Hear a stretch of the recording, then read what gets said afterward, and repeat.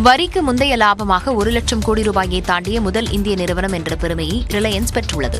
முகேஷ் அம்பானி தலைமையிலான ரிலையன்ஸ் நிறுவனத்தின் 2023-24 நிதியாண்டின் வருவாய் குறித்த விவரங்கள் வெளியிடப்பட்டுள்ளன.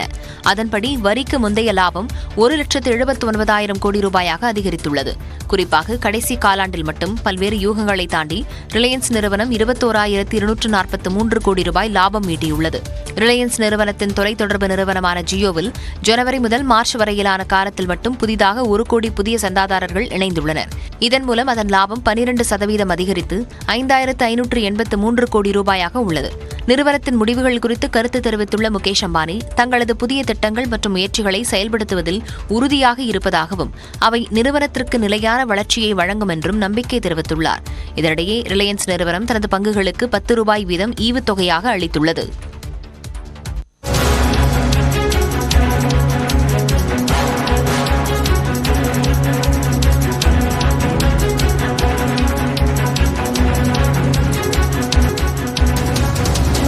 நாட்டிலேயே இரண்டாவது அதிகபட்சமாக ஈரோட்டில் 43 டிகிரி செல்சியஸ் வெப்பநிலை பதிவாகி இருக்கிறது. அண்மை செய்தியாக பார்த்து வருகிறோம். இயல்பான அளவை விட 5.6 டிகிரி செல்சியஸ் உயர்ந்திருக்கிறது. விவரங்களுடன் செய்தியாளர் சடையாண்டி இணைந்திருக்கிறார். சடையாண்டி, எந்தெந்த பகுதிகளில் தமிழ்நாட்டில் அதிகபட்ச வெப்பநிலை பதிவாகி இருக்கிறது? நிச்சயமா லாவண்யா, கடந்த சில தினங்களாகவே வெயில் வாட்டி வதைத்து வருகிறது. இந்திய வானிலை ஆய்வு மையமும் சரி, தமிழ்நாடு வானிலை ஆய்வு மையமும் சரி, வெப்ப அலை வீசக்கூடும், எச்சரிக்கையாக இருக்க வேண்டும் என தொடர்ந்து பொதுமக்களை எச்சரித்து வருகின்றனர். அந்த வகையில் நேற்றைய தினத்திற்கான அதிகபட்ச வெப்பநிலையை இந்திய அளவில் வெளியிட்டிருக்கிறார்கள் இந்திய வானிலை ஆய்வு மையம். அதில் புவனேஸ்வர், ஒடிசா மாநிலத்தில் புவனேஸ்வர் பகுதியில் 43.8 டிகிரி செல்சியஸ் தான் இதுவரைக்கும் இந்தியாவிலேயே அதிகபட்ச வெப்பநிலையாக இருக்கிறது. அந்த அடிப்படையில் தமிழ்நாட்டில் ஈரோடு பகுதியில் 43 டிகிரி செல்சியஸ் என்பது இந்திய அளவில் 3வது இடத்தில் பதிவாகியுள்ளது.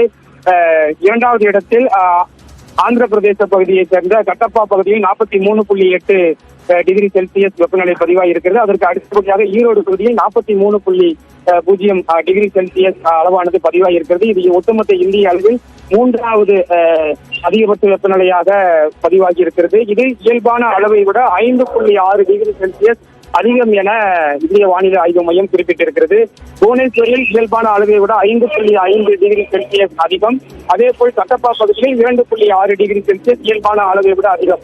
அதாவது ஒட்டுமொத்தமாக இயல்பான அளவை விட அதிகமான வெப்பநிலை எங்கு பதிவாகி இருக்கு என்றால் அது தமிழ்நாட்டின் ஈரோடு பகுதியில் தான் இயல்பான அளவை காட்டிலும் அதிகமாக வெப்பநிலையானது பதிவாகி இருக்கிறது. 5.6 டிகிரி செல்சியஸ் அதிகபட்சமான வெப்பநிலை ஈரோடு பகுதியில் பதிவாகி இருக்கிறது. ஒட்டுமொத்த இந்தியாவில் இயல்பை காட்டிலும் அதிக அளவு பதிவாகி இருக்கக்கூடிய வெப்பநிலையில் தமிழ்நாடு முதலிடம் வைக்கிறது.